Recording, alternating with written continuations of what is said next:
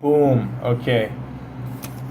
We are here, and I'm going to be doing recordings on IGTV of book reviews. So, the book that I just started is Dale Carnegie's The Quick and Easy Way to Effective Speaking. So, let's begin. I'm just going to be kind of just doing reviews and highlights of the important stuff. So part 1, fundamentals of effective speaking. In every art, there are few principles and many techniques. Chapter 1, acquiring the basic skills. I started teaching classes in public speaking in 1912, the year the Titanic went down, in the icy waters of the North Atlantic. Since then, more than 750,000 people have been graduated from these classes. 1912, pretty long time, well over 100 years ago. So it's kind of cool reading these blasts from the past. First, take heart from the experience of others. There is no such animal in or out of captivity as a born public speaker. So first, take heart from the experience of others. That's kind of model others' behavior and look at what others are doing to pick the best from them and then take it to heart. Okay. Here's an excerpt. Here is another example. The late David M. Goodrich, chairman of the board of the B.F. Goodrich Company, came to my office one day. All my life, he began, I have never been able to make a talk without being frozen with fear. As a board chairman, I have to preside at our meetings. I have known all the board members intimately for years, and I have no trouble talking to them when we are sitting around the table. But in the moment I stand up to talk, I am terrified. I can hardly say a word. I have been that way for years. I don't believe you can do anything for me. My trouble is too serious. It has existed too long. Well, I said, if you don't think I can do anything for you, why did you come to see me? For one reason only, he replied. I have an accountant who takes care of my personal accounting problems. He is a shy chap, and to get into his little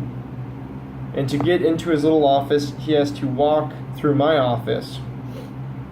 He has been sneaking through my office for years, looking at the floor and hardly ever saying a word. But lately, he has been transformed. He walks into my office now with his chin up, a light in his eyes, and he says, "Good morning, Mr. Goodrich," with confidence and spirit. I was astonished at that change. So I said to him, "Who has been feeding you the meat?" He told me about your course of training, and it is only because of the transformation I have witnessed in the frightened little man that I have come to see you. I told Mr. Goodrich that if he attended the courses regularly and did what we asked of him to do, within a few weeks he would enjoy speaking before audiences. If you can do that, he replied, I'll be one of the happiest men in the country. He joined the course, made phenomenal progress, and 3 months later I invited him to attend a meeting of 3,000 people in a ballroom of the Hotel Astor and talk to them on what he had gotten out of our training. He was sorry he couldn't come. A previous engagement He was sorry couldn't come, a previous engagement. The next day he phoned me. I want to apologize, he said. I have broken that engagement. I will come and speak for you. I owe it to you. I'll tell the audience what this training did for me. I'll do it with the hope that my story will inspire some of the listeners to get rid of the fears that are devastating their lives. I asked him to speak for 2 minutes only. He spoke to 3,000 people for 11 minutes. I have seen thousands of similar miracles worked in my courses. I have seen men and women whose lives were transformed by this training. Many of them receiving promotions far beyond their dreams or achieving positions of prominence in their business, profession, and community. Sometimes this has been done by means of a single talk delivered at the right moment. So basically, I picked that little note out because Goodrich, big name, dude with a huge, family name, big business, but huge ego, has to have a huge ego, in charge of a lot. Maybe doesn't have a huge ego, because definitely lowered his ego to take this course, and then said no to a prior engagement to basically pay due where due needed to be paid. And then also the fact that you can change your life. Your life can be totally transformed in your social way, your social groups, your business groups, your family groups, and sometimes this has been done by means of a single talk delivered at the right moment. So be prepared for that.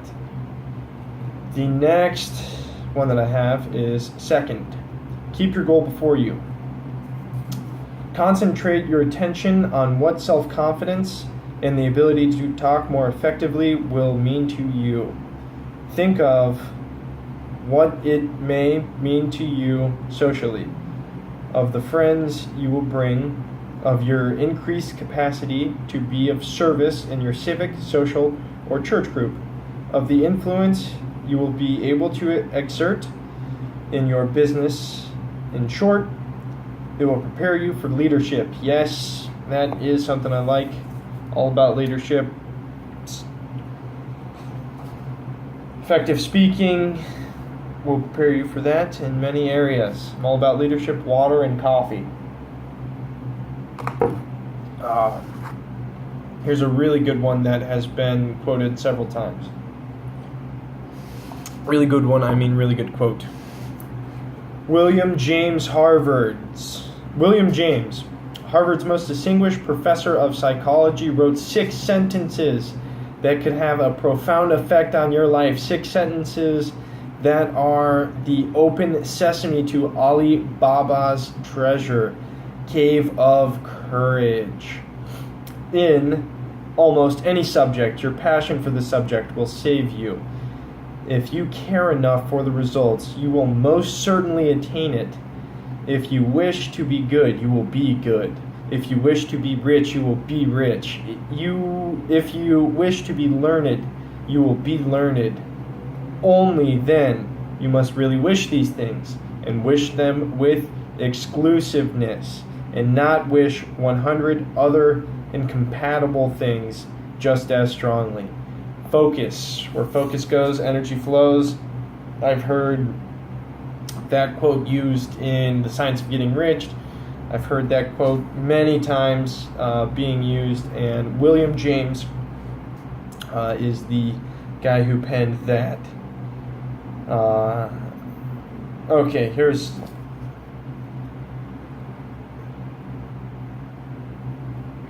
so here's the prescription from Dr. Ullman. And he was a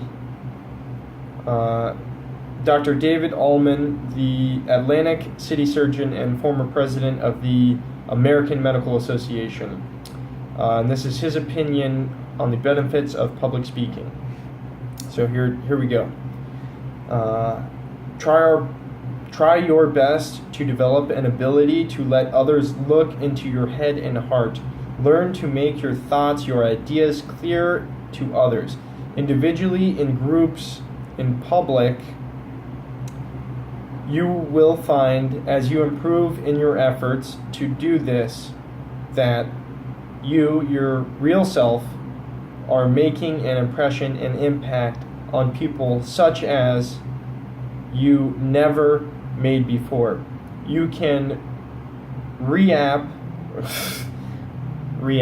you can reap a double benefit from this prescription. Your self-confidence strengthens you as you learn to speak to others, and your whole personality grows warmer and better. This means that you are better off emotionally, and if you are better off emotionally, you are better off physically. Public speaking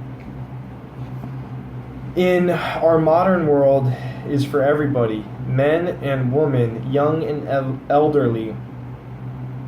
I do not know personally about its advantages to one in business or industry. I only hear that they are great, but I do know the advantages in health.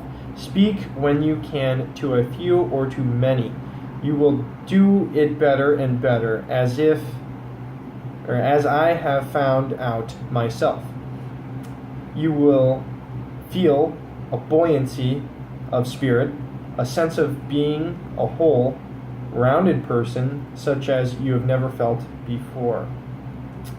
It is a wonderful sense to have, and no pill ever made can give it to you. The second guidepost then is to picture yourself as successfully doing what now you fear to do, and to concentrate on the benefits you will receive through your ability to talk acceptably before groups. Remember the words of William James: if you care enough for a result, you will most certainly attain it. So the doctor basically says, super important to communicate, which is a no-brainer there. And then William James, and he also says, if it's tough, keep going. If you fear it, embrace it. If it's something that it starts off as being difficult, it'll get easier with time. And then William James, Dale Carnegie and Dorothy Carnegie kind of wheel that one in by saying, William James quote, if you care enough for a result, you will most certainly attain it. So boom, like that. Moving on to the third principle in this chapter, which is predetermine your mind to success. Quote that I underlined, or the lines that I underlined, is the biggest lesson I have ever learned is the stupendous importance of what we think. If I knew what you think, I would know what you are. For your thoughts make you what you are. By changing our thoughts, we can change our lives. I just finished a book, Think Better, Live Better, and thank God, it's a Christian book, so thank God a lot of those were instilled in me, and that kind of helps me do this. The next that I jotted down is, I think I know something about what an audience will listen to and how they want it said. There is nothing whatever about it that a man worthy to bear important business responsibility cannot learn if he will. So you can definitely deliver what the people want to hear or listen to and convey what you want to convey if you will it. Okay. This is another cool little story. So this is the burn the boats when you land on the island story. When Julius Caesar sailed over the channel from Gaul and landed with his legions in what is now England, what did he do to ensure the success of his army? A very clear thing. He halted his soldiers on the chalk cliffs of Dover, and looking down over the waves 200 feet below, they saw red tongues of fire consume every ship in which they had crossed. In the enemy's country, with the last link with the continent gone, the last means of retreat burned, there was but one thing left for them to do: to advance, to conquer. That is precisely what they did. Such was the spirit of the immortal Caesar. Why not make it yours, too? As you set to conquer your fear of audiences, throw every shred of negative thought into the consuming fires and slam the doors of steel upon every escape into the irresolute past. Like that one, burn the boats when you get there, and advance.